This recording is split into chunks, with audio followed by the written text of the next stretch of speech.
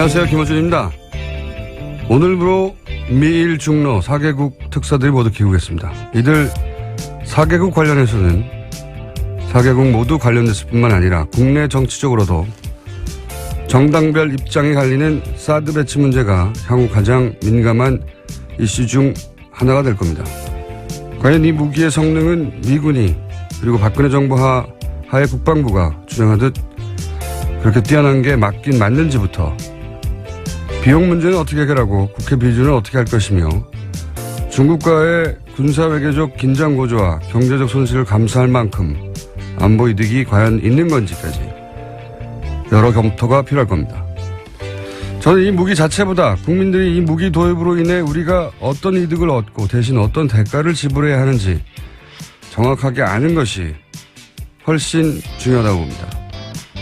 그런 판단의 근거가 충분히 사실대로 제공되고 그리고 국민 다수가 배치를 원한다면 그럼 저 개인으로는 배치에 반대해도 그래서 배치를 지지할 수는 없어도 그 결정 과정을 존중하고 결과 역시 수용할 수 있다는 국민들 많을 겁니다. 지금까지 사드 배치에서 가장 큰 문제는 바로 이 과정 전체가 생략됐을 뿐 아니라 심지어 정부가 거짓말을 했다는 거죠. 그러니까 사드 배치와 관련해 문재인 정부가 가장 먼저 해야 할 일은 무엇보다 지난 정부가 사드 관련해 밝히지 않았던 것이 무엇인지 그것부터 밝히는 겁니다. 김호준 생각이었습니다.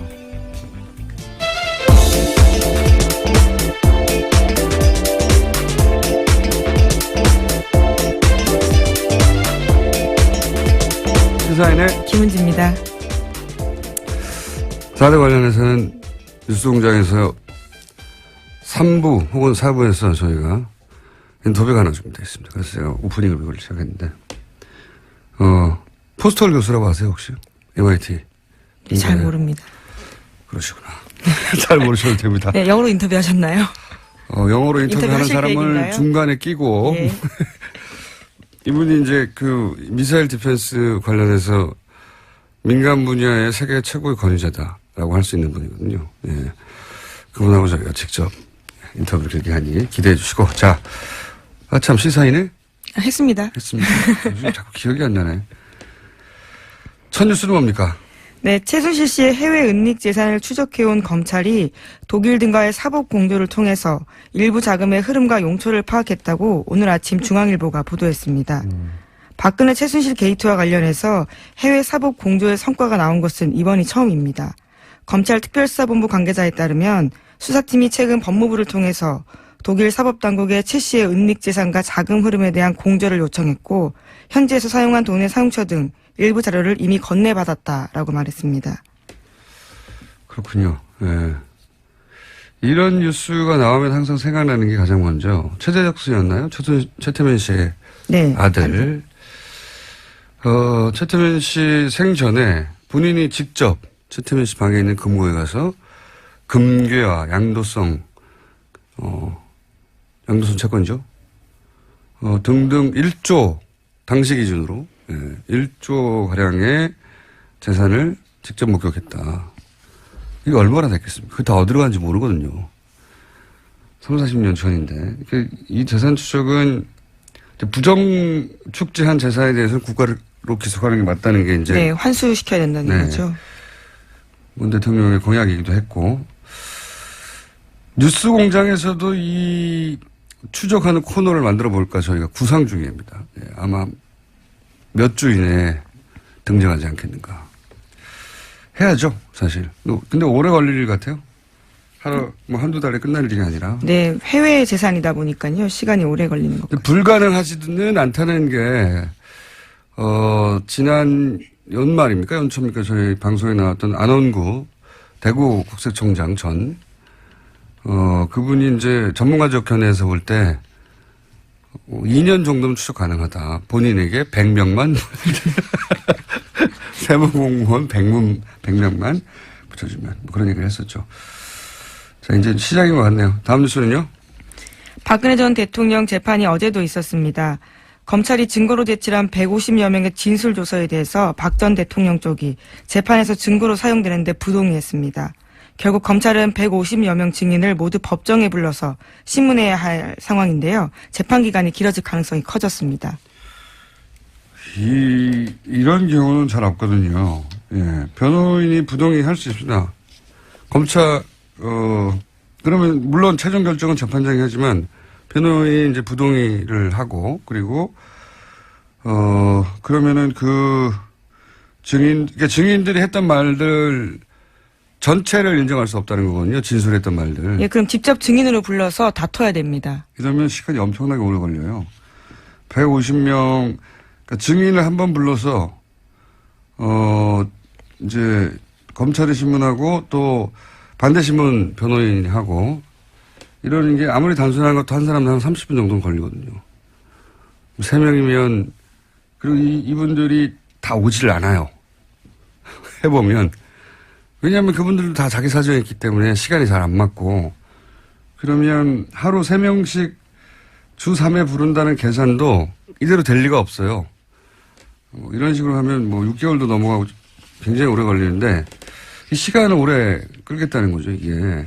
네, 그래서 어제 재판부도 좀 놀래는 투로 모두 다 불러서 증인 신문 하자는 취지는 아니냐라고 물었는데 그렇다라고 변호인 쪽에서 말했습니다. 요지가 그런 거죠.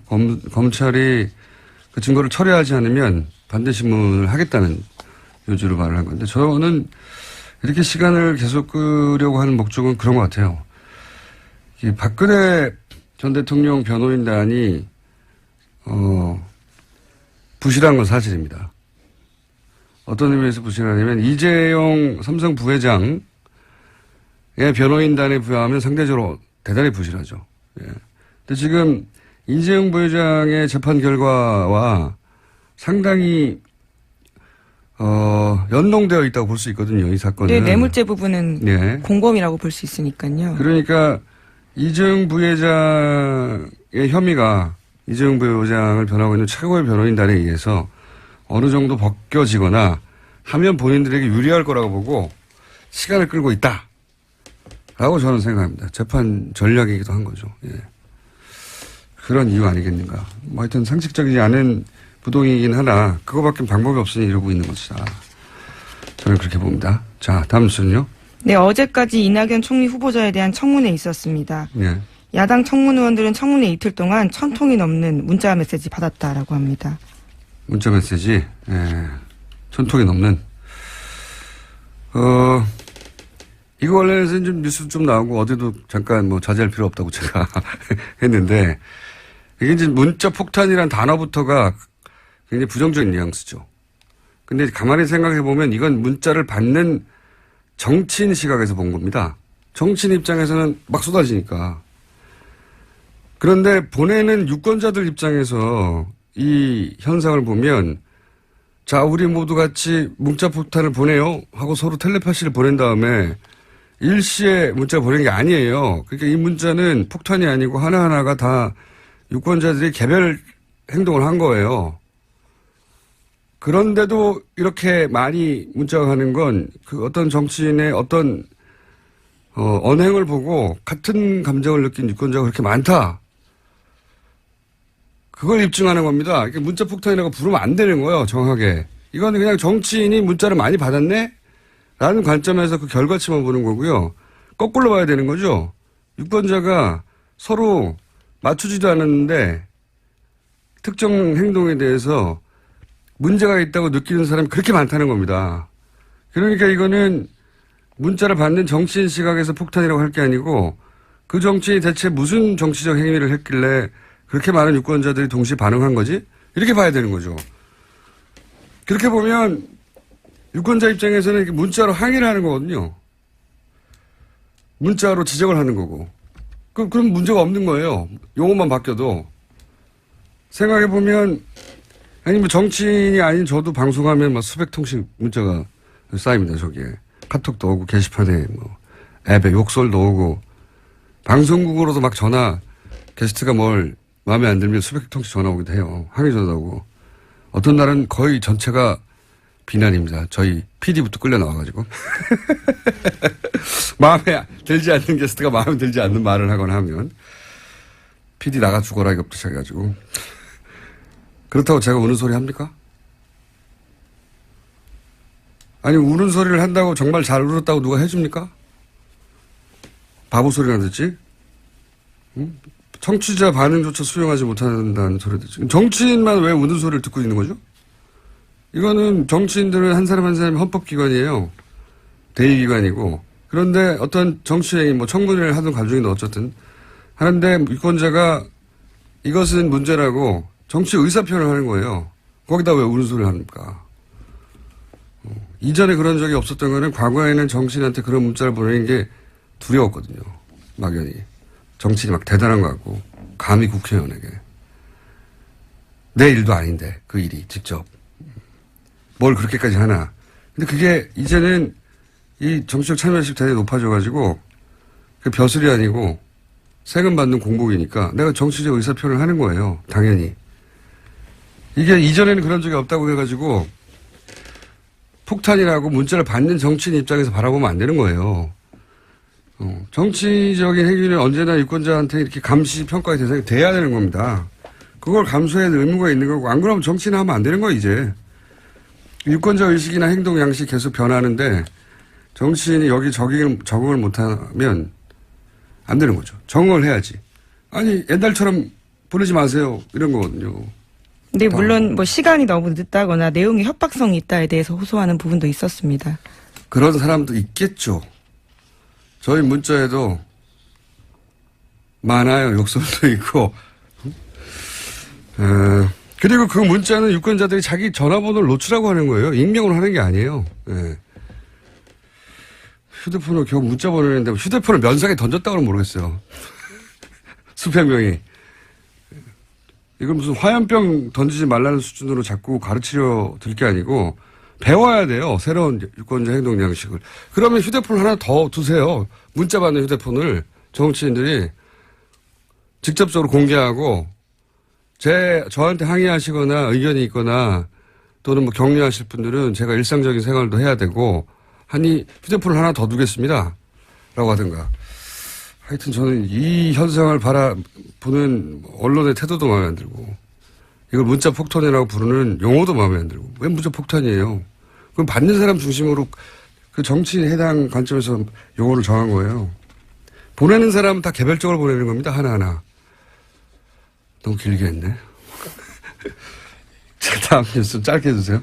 아니 생각하면 생각할수록 난 이상해서 이 현상이. 이걸 보고 자꾸 가르치려고 드는 게 그러지 말라고 왜 자제를 해야 해요? 자, 다음으로 합시다. 네.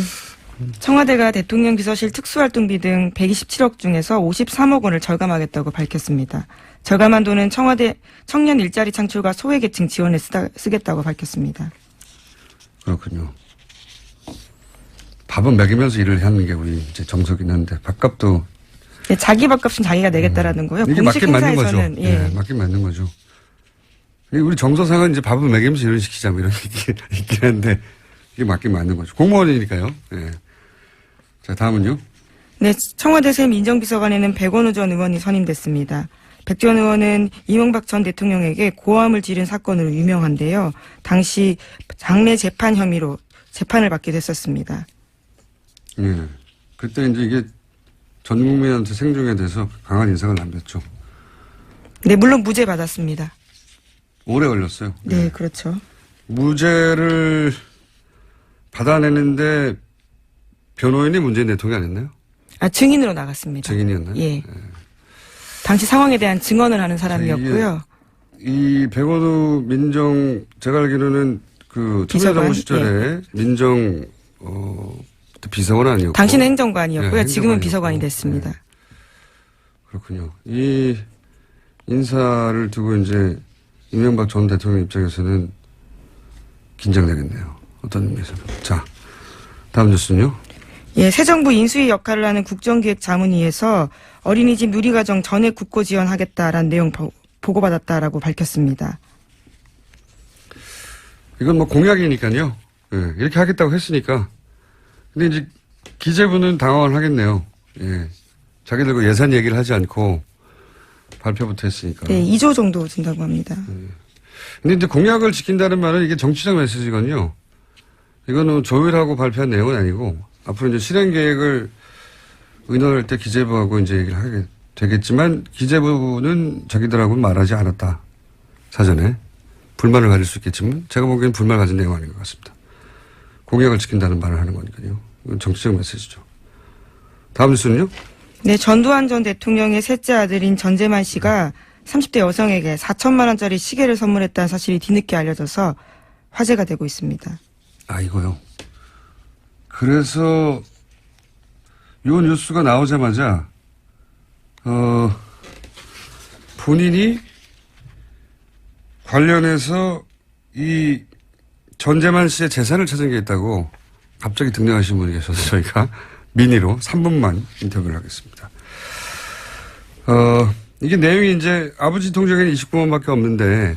그래서 불법 비자금에 대해서 아직 환수 못하겠다고 버티는 돈이 1,000억 원이나 넘습니다. 그런데 이제 이건 이제 뭐랄까요, 돌발적인 사건이죠. 인천공항에서 입국하다가 시계가 거의 5천만 원에 육박하는 시계가 발각이 되자 누가 사줬어? 그랬더니 전재만 씨 이름이 그때 튀어나왔다는 겁니다. 전두환 씨 셋째 아들이죠. 그래서 이제 그 일가의 숨겨진 재산에 대한 얘기가 언론에 잠깐 등장했는데 몇 년 전부터 미국에 있는 호화주택, 전재만 씨 소유의 호화주택을 추적했던 분이 있습니다. 이런 거 전문인 것 같아요, 이분은. 더불어민주당의 안민석 의원 전화 연결됐습니다. 짧게 하겠습니다. 안녕하세요. 예, 안민석 의원입니다. 네. 추적자 안민석. 이런 사건은 아무도 안 볼 때부터 추적을 하세요. 2013년에 이 호화주택 관련 서류를 확보하셨다고요?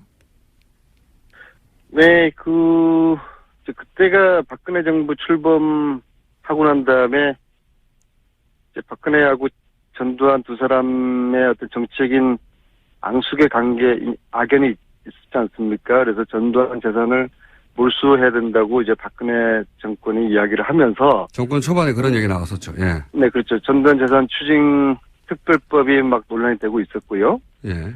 그 와중에 제가 전두환 쪽의 재산을 찾는 일을 했었는데요. 마침 제 지역구 오산에 큰아들 이제 전재용 씨의 땅 소유가 있었어요. 예. 그거는 이제 국구로 다 한수를 다 했어요. 15만 평인데요.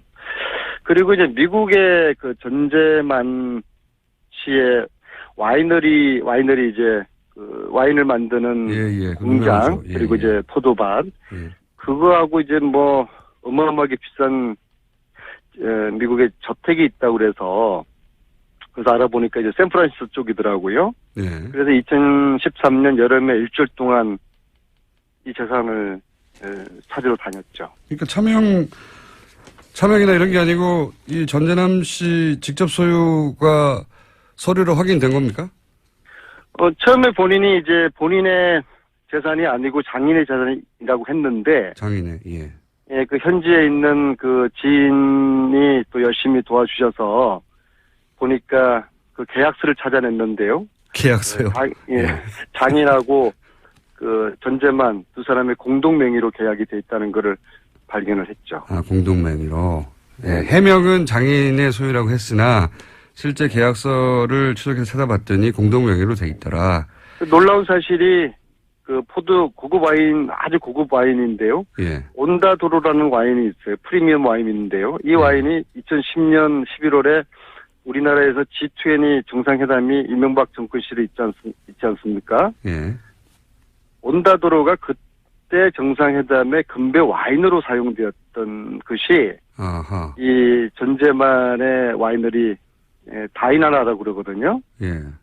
그 샌프란시스코에서 북쪽으로 한 1시간 정도 거리 있는 나파밸리라는 곳에 있는 곳인데 여기서 생산한 것을 G20 정상회담에 금배 와인으로 온다도로 이렇게 썼고요. 그리고 바소라는 거는 유명해요. VASO요. 예. 이것은 우리나라에서도 많이 알려져 있죠. 이게 전두환 아들이 만드는 와인이에요. 의원님. 네. 아무도 안 시켰는데 이런 일을 왜 계속 하십니까?